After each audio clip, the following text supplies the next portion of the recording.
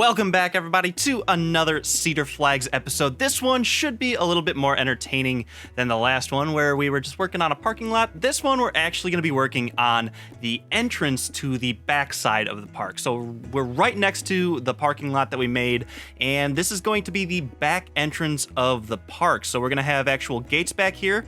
People will be able to walk through and purchase their tickets and then enter the park from back here. So yeah, I don't remember if we talked any about the spawner in the last episode. I actually put a guest spawner down in what is going to be the hotel back here, so that's going to make sense of where people are coming out, and this is where they're going to enter. So as you can see, there's only 2 gates here. We don't really anticipate needing more than 2. This is only supposed to be for guests that are staying at the hotel, so we're not anticipating a massive amount of people walking through this. So I think we actually took some inspiration from Cedar Point on this one. They have a hotel right behind, or I don't even think it's behind, it's kind of off to the side on Lake Erie, and you can walk through a gate specially made for the hotel people. And yeah, it's pretty cool. I actually have somebody who frequents my stream chat who had actually worked at Cedar Point for a while, so really interesting. I like being able to have a source like that where I can ask, like, what would a real park actually do here, that kind of stuff. So it is pretty nice, so shout out to you. But yeah, we're back here. We're trying to get this to work here. As you can see, there's a lot of path work that has to be done here. We're trying to manipulate things in and get them to work. Really, it isn't happening at times, but we eventually get it to work here. And yeah, it was kind of awkward because I was really hoping to put like an actual information booth over here, and you saw me try to place those down. It really wasn't working, and we kind of abandoned that, but we are actually going to get to that a little bit later here. We are going to have 2 information booths, and what we're working on right now is actually going to be a restroom area. So I figured this is actually, by the end of this, it turns out to be a pretty decent little layout back here. I'm pretty happy with this overall. We have restrooms on both sides here, so if you're not in the park yet, you can hit the bathroom. If you are in the park and just happen to be back at the back side of the park, you can also get to the bathroom, so pretty cool there. And then eventually, like I said, we're gonna have some information stands around here. I'm not entirely sure how much those get used like in the game, although that said, I don't really play the game from like a management perspective, so I haven't really been keeping tabs on that kind of stuff. But I think the only thing that the information desks sells is the priority passes, so yeah, it's just kind of awkward.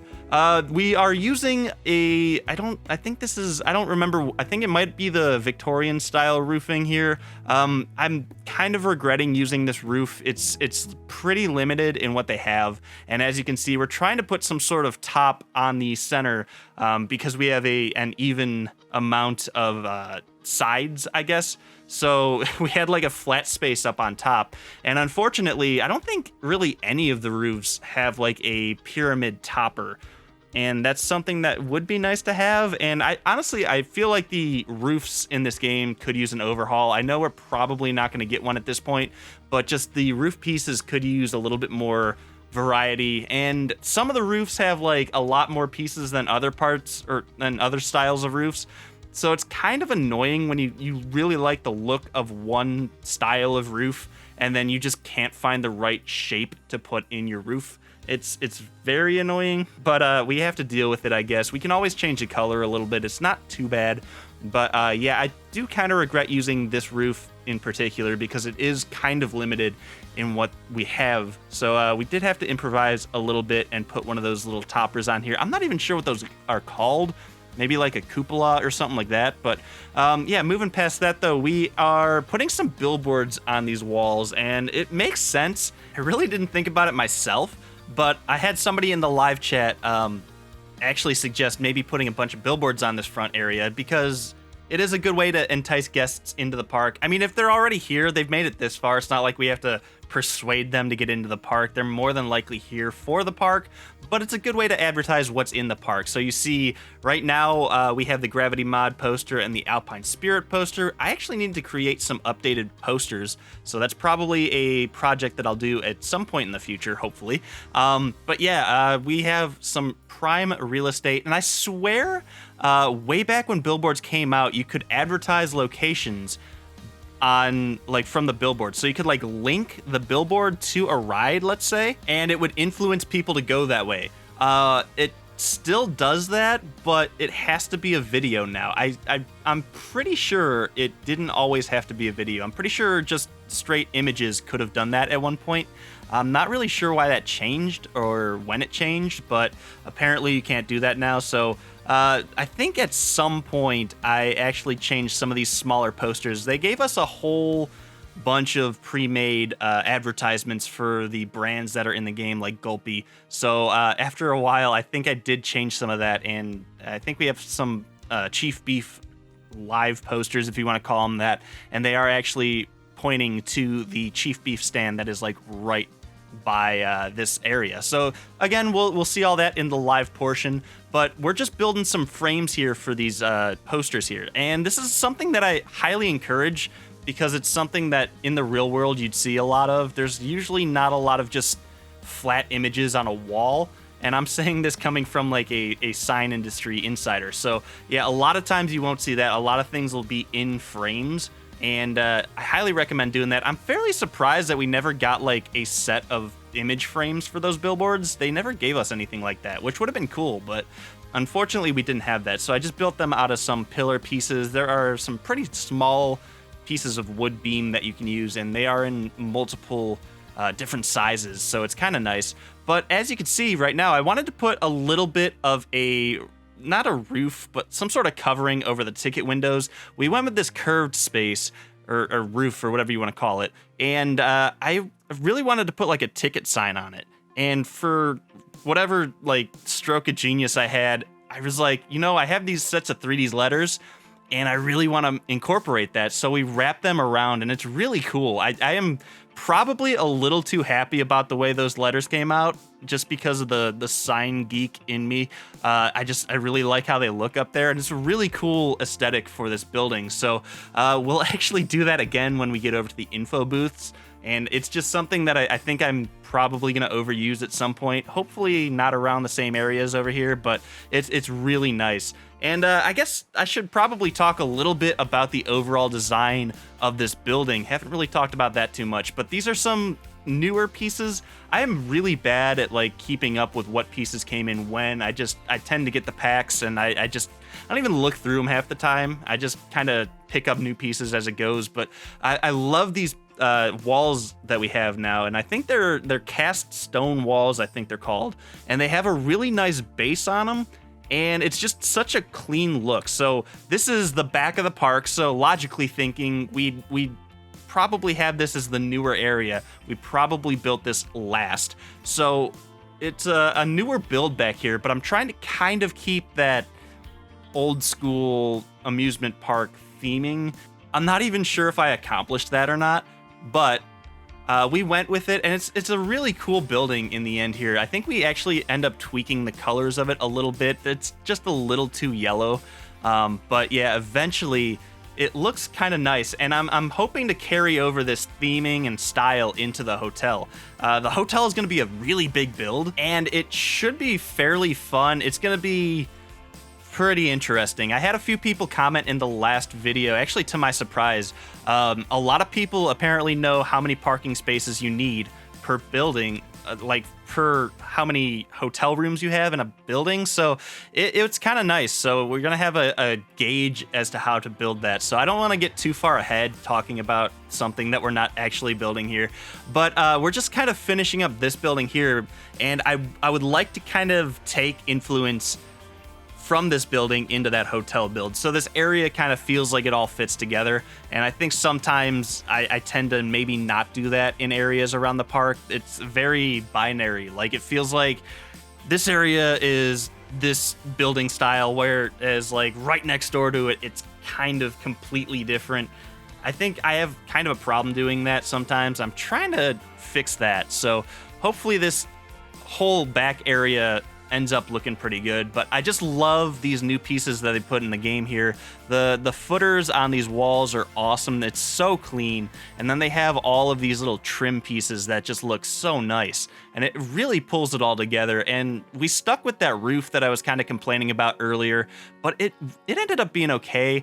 It wasn't super complex to do a roof for this building, but it looks pretty clean and it looks pretty new, and I like that a lot. So yeah, we're just going around and we're actually going to be working on the info side of things. I didn't really talk about too much, but you saw originally I kind of wanted these planted a certain direction looking in toward the gates, but that just was not working. And I think it was just the way that we kind of laid out this area. It just was not going to happen.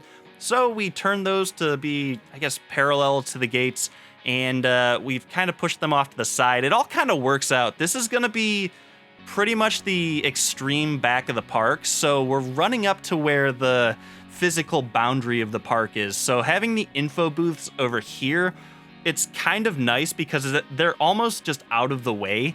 So it's kind of pretty nice to not have to have like a bunch of people walking by these info booths if they don't have to. So it's going to be fairly interesting to see how many people are actually walking around this area. And we're actually going to go through and do a lot of planter work at the end of this. But right now, all we're doing is changing the color ever so slightly. I think we keep like a little bit of a yellow tinge in this building, but it's more cream colored now. And I think the yellow was just a little overwhelming, but now it works. And I think a big influence of that was actually going to be looking forward. We're going to have the hotel influenced off of this, and I really didn't want just like a massive yellow hotel. I wanted something a little bit more washed out, maybe a little bit more refined. But yeah, we're going through now, doing a little bit of landscaping, and we're actually going to be pulling over the fencing from the entrance of the main entrance of the park. We're pulling that over, so we have the same thing going on back here. We're going to go through and actually lay some of that out a little bit, but first thing we're going to do here is a little bit of landscaping. You guys know how much I love placing rocks and bushes in my park. For some reason, it's just so satisfying. I don't even know. We don't even have a lot of options to place them, but it's just so satisfying to look and make landscaping look really nice in this because I don't know. It's just something that I guess I really enjoy for whatever reason. I did actually work as a landscaper for a while, so that may have spurred some of that. But anyway, we're back to the fencing here. This is always a very tedious task, and I like doing it on stream over on Twitch because I have somebody to talk to as I'm doing this, and it's very boring if I just sat there on my own and placed a bunch of fences down. So it's always nice to have some people to chat to or chat with when I'm doing this kind of work. But as you can see, we're pretty much outlining the physical boundary of the back of the park here. And this is something that needs to be done at some point. And I didn't want to just make a straight fence back here. I felt like making this kind of warped and curved is going to make it such a nicer look than just having a straight fence back here. And it's going to make these fences a little bit more interesting, I guess. If they're just in a very straight line, they could be very just boring to look at. It's just like, oh, that's a very long wood fence. But having this long sweeping curve going on, it just makes it a little bit more interesting, even from outside of the park as well as inside of the park. Actually, while we're over here in this specific area of the park, I had at some point when we were doing the maintenance building, I had mentioned we were going to go ahead and do more maintenance buildings at some point. So this is probably the area that we're going to do it. I'd like to connect it to this road and put some sort of gate system back here. So I had completely forgot about that. And then I think somebody in the live chat reminded me of that project. So that's another thing that we're going to have to do back here. This area is kind of weird. Between the fence and the pathing, we might try to sneak a roller coaster in there. I'm still not convinced about that. It's kind of a very tight space for a roller coaster, but I feel like if we were going to do a winged coaster, this would be the spot for it. So I'm kind of not sure. We're going to see what comes as we start to build the rest of this park. So we may be able to sneak that in. We may not. I'm not really sure yet. But yeah, just some rocks here going in and a little bit more terraforming. This area, I really wanted to keep the mulch going, but mulch is a very man-made thing. It's a very labor-intensive process to put a bunch of mulch down. So I wanted to trim these hills out a little bit more, give it more of a natural boundary. And then I actually went ahead and I flattened this area to remind myself that I wanted to do like a a maintenance area. So this building, my intentions are going to be to have a building that's deliverable from the outside world, if you will. The warehouse that we have near the lake, near Summit Runner, is more of like a storage facility for things that are already in the park, but somehow deliveries of food and goods would have to get into the park. So eventually we'll have a nice little truck drop-off type area back there, a nice warehouse for that kind of stuff, and then we'll probably work that into some sort of frontage for shops. So I'm planning on doing that. That's gonna probably take precedent over a roller coaster build over there. So that's gonna probably dictate what exactly goes in over there, which I guess we'll see in the future. But I think the last thing we're gonna end up doing over here, actually, no, we got a lot to go. This was a lot of nature work back here. So we're putting some benches and trash cans down over here. We're eventually going to be getting into the planters that we're going to place down over here. Again, I'm pretty much using the same thing that we did around the Copper Forge roller coaster. And we are going to be doing that. But before we do that, I'm placing some fences down around back here. So like I said, this is the very back of the park, trying to lay out some boundaries, and you can see I'm kind of enclosing a space here with these fences. I'm planning on maybe making that into a hotel pool or some sort of area for hotel guests to come out here. So it's going to be kind of enclosed into the hotel. So that's going to be fairly cool. I'm still playing with a couple ideas for the hotel, and I keep talking about it because it's very much influenced this build. So I'm playing with a couple ideas for the hotel. I'm not sure how it's going to look overall. I'm not sure what the layout of it's going to be. I just know it's going to be a fairly large building. I don't know how many floors I even want it to be. So I guess we'll figure that out as we start to build it. But you actually watched me put down a train station back here. So this was always in the cards. And when we first built that train, we had always thought we were going to do a second train station back here. So yeah, we went ahead and placed it. I just really wanted to know how much space we were going to need back there, so it kind of influenced how these paths worked. And as we know, pathing is just super annoying to get to around here sometimes in this game. So yeah, trying to get that laid out. Eventually we're gonna have to build that, there's a lot to do still in this park, and I keep looking at this like, oh, we're almost done with this park. Cool. But it's like, oh man, if I do like 3 more coasters, those are 3 more massive projects that we're gonna have to do. So it's fairly interesting. So we are getting closer to the end of this, and obviously we're working on the back of the park, which is by definition probably the last thing that we should be working on, but ironically we're not. But yeah, this is just little projects here and there, like that train station. It's gonna be probably a little bit less built up than the other train station was. We did a lot for that other train station, and it's in such an awkward spot. I think this train station back here is going to be way more refined, and it's actually kind of nice because it's on the lake. It's kind of not crammed into a bunch of weird pathing like we had on the other one. But yeah, it's going to be another project we have to do. Right now, though, all we're doing is the planter work back here, and this is one of those things that I learned through the Copper Forge build.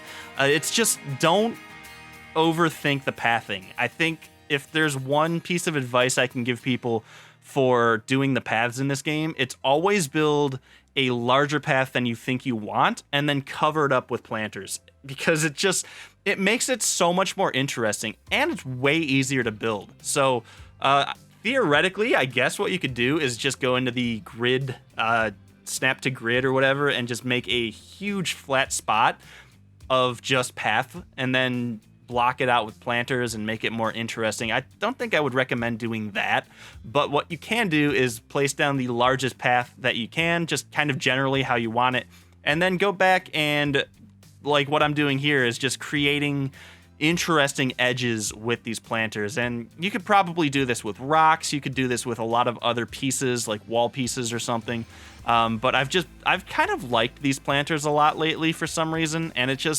it works very well for this kind of project because you get so many things like those little curved pieces and just bigger straight pieces and smaller straight pieces. It's just kind of nice. But yeah, this is what we're doing back here. It's kind of a little bit maybe too cramped, I think, in spots where the planters get a little too close together. But like I said, I'm not anticipating like a massive amount of people back around here, and it should work out for the best here. We're just going through and putting some barriers. That's the last step that you should do when you're doing this kind of planter work over paths. Of course, you don't want people walking through the paths or through the planters, and this kind of keeps them away. So just kind of outline it, and if I'm giving out more advice, I guess my advice would be do them above the pavement and then sink them down below it later, so you know you covered all the areas. So the last thing that we're gonna have to do in this time lapse is go ahead and place a bunch of the little ground cover that I've loved so much. We really haven't used it too much lately though, so this is probably a little over the top, but like I said, we have to cover some of that path work up a little bit, so these are a great way to do that. And we're going to go ahead and place some trees down, and that should just about wind down the time lapse. We'll go ahead and kick it over to the live portion, and of course, we'll check out what we just did, and we'll go ahead and talk about what's coming in the future. All right, we are live back here in Cedar Flags at the back of the park at the second entrance to the park. And as you can see, we have some video billboards going. I think I mentioned a little bit. I've actually made these. Well, I didn't make these at all. I put these on the wall and I threw the videos on. So these videos are actually advertising over, I think, here. So that's kind of neat. I'd like to get a video board going for the new coaster, so at some point that would be neat. It would also be kind of cool to do that at the front of the park, so we'd hopefully get some more people back here. So yeah, it's kind of interesting. I'm really hoping that our guest spawner here, which is actually going to be built into the hotel, so it's not just going to be floating there anymore. But the guest spawner should hopefully spawn a bunch of people that are going to come back here and hopefully spend more time at this side of the park. So as you can see right now, it's actually fairly empty, but yeah, I have the guest limit way down. But yeah, as of right now, a lot of people are just up near the front of the park, and I think a big part of that is because they can only get into the park back here or up here. It's just, I think most people by the time they're over there are just so tired that they just don't care anymore and they don't want to be back here. And I just think there's not a lot going on back here. So once we actually open this ride, I think we'll see a lot more people. Still haven't opened that yet, so still working on that area a little bit. But yeah, this is the build that we did. I think it's gorgeous. It's just a nice little fairly refined design, and it's something simplistic, but it also achieves a lot. We have the tickets over there for the park. We have the restroom here for if you're just getting out of your car, you really have to go to the restroom. I need to spray paint this a little bit here and there, but yeah, it's just a really interesting little area. I love the little gates that we have here for the ticket booths, and I don't know, maybe these ticket booths have something to do with the hotel passes too. Not really sure. I'm sure there'd be a lobby in the hotel as well, so we have yet to build that. The one thing that I do want to mention that I didn't really, I think I cut out completely from the time lapses. There are some lights that went in around here. I really didn't want to put like bushes or anything in these planters. I just felt like that would get a little too much. But we do have some of the lights down here, and at night it glows a little bit, but we still need to do a lot more in the lighting department, actually for the entire park, and I keep talking about that, but at some point in the future we will do a stream on YouTube here, and we'll do some sort of just going around and doing some lighting. I cut it out of this video because I felt like it's just at night and a time lapse, it's not a good thing to watch. So yeah, but as you can see back here, actually if I get down into the guest level, you can kind of see this a little bit better. From above, I think it's a little crowded back here, but when you're down here at the guest level, this looks fairly okay. I mean, walking through this wouldn't be a pain or anything. The information is right here, and I think with the curved lettering, even though you're over here, it says info, you know what that is, so you're gonna walk to the information desks. I think we probably could have and maybe should have done some sort of staff room in this building, but that'll be for another building nearby. I talked a little bit about the train, but we are gonna have like I said, a more refined station back here. We're probably gonna have the cube wind through over here. And like I said, over here, we have space for what I think is gonna be at least some of a pool for the hotel. We have a lot of space here, so I'm thinking the hotel is gonna go here. I'd almost like to do like a curve, not like a curve, but like a twist or turn in the hotel. So it might go straight and then go this way. So it kind of just encloses itself around this lake in a way, if that makes any sense. But that has all yet to be determined. But I think if I did something like that, we'd have a lot of space for some like outdoor area for the hotel goers, which should be pretty nice. But yes, guys, I think that'll just about do it for this episode. There was a lot done, and yeah, it's just it's getting there, guys. We have a long way to go. It's a grind. It's really crazy. But yeah, guys, if you like this video, go ahead and leave me a thumbs up. If you disliked it, thumbs down. Of course, if you'd like to, you could join the channel and support me a little bit more through those means. And you could also go to my Patreon. But I will see you guys in the next one, where we will be working on the hotel build.